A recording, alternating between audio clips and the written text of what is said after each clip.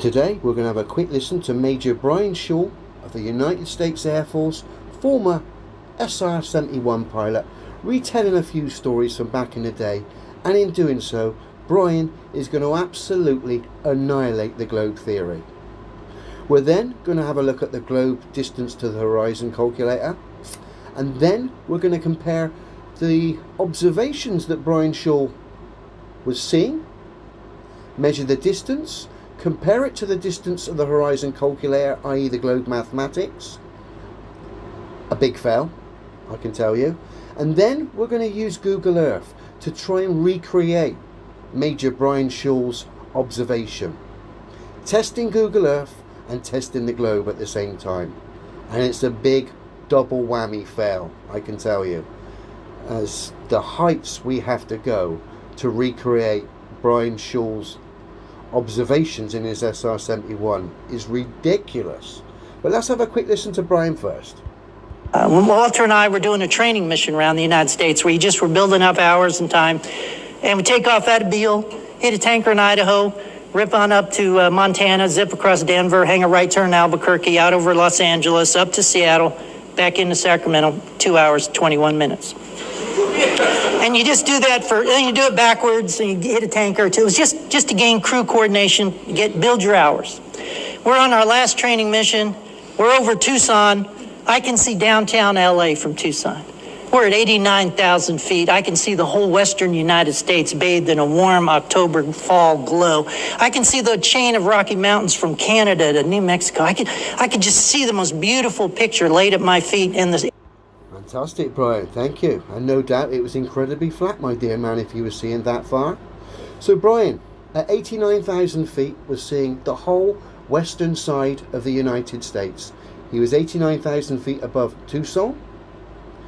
He could see the whole of the western side of the United States. He could see downtown LA. He could see the Rocky Mountains in Canada coming all the way down to New Mexico. Incredible! Let's just have a look on a map just to give you some idea. 2 secs. So here's a map of the western United States. Tucson is right at the bottom there, below Phoenix. And of course our pilot Brian was 89,000 feet above Tucson. And strangely enough, he was seeing the whole of the United States. Not only that, he was seeing the Rockies come down from Canada all the way down to New Mexico. You kind of gave the game away there, Brian, as we're about to see. Okay, over at the distance to the horizon calculator. Observer height 89,000 feet. Calculate the distance. We get a distance to the horizon of 365.9 miles. Already, anyone who looked at that map just now can see there's an obvious problem. Right, let's get some idea of distance here. I'm going to be quite kind to the globe believers. I'm not going to measure all the way to the Rockies inside of Canada. I'm going to measure to the border. Just to be fair here. I don't want to crush your globe too much. So to give us some idea, distance, let's say approximately 1,100 miles to the Rockies on the US-Canadian border, okay? It's actually a lot further. If I was to include the whole Rockies, we'd be looking in the region of 1,500 miles. But we'll give the Globies a sort of fighting chance here. Not that their reality is real whatsoever, it's pantomime, as we've just seen. So we've got that, 1,100 miles. This SR-71 pilot was seen at an absolute minimum from 89,000 feet. But the globe mathematics tell him, and us, that the horizon, i.e. the cut-off point, should have been just over 300, was it 369 miles, was it? Let me just double check. 365.9 miles. So the horizon on the globe model from an observation height of 89,000 feet should be 365 miles away, i.e. the cut-off point. But strangely enough, Brian is seeing another 7, if we want to include the Canadian Rockies, another 1,200 miles. Oh dear.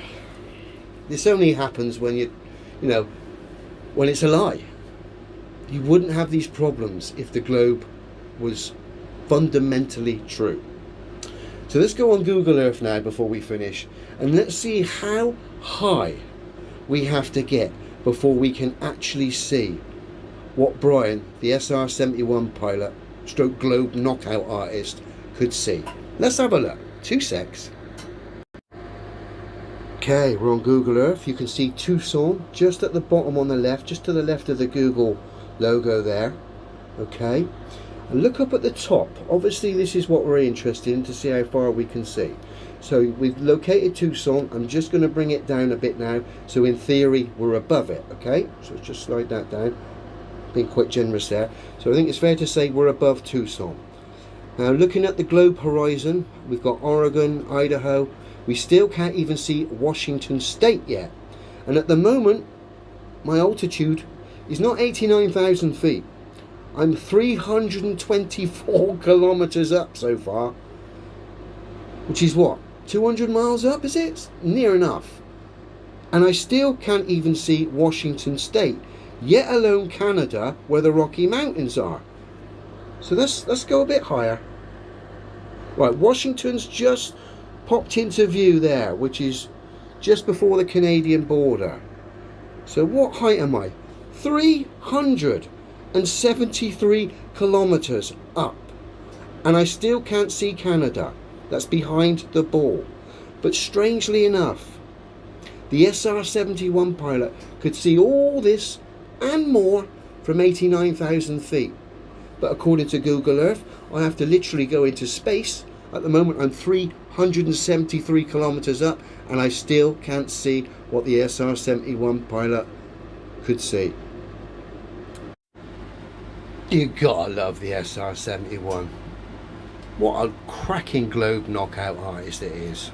And of course the observations of the SR-71 pilot are only possible if the Earth is a level plane. We've seen how ridiculous the observations are on a ball. They don't work.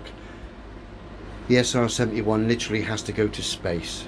What was it? Over 300, I think it was 370 kilometers up, and it still couldn't see all the things the SR-71 pilot was seeing from 89,000 feet. It just proves how silly the globe is. Google Earth mucked in and put the boot in on the globe there. So we thank you guys, the SR-71 pilot and Google Earth, for highlighting the absurdity of the globe theory. Thank you.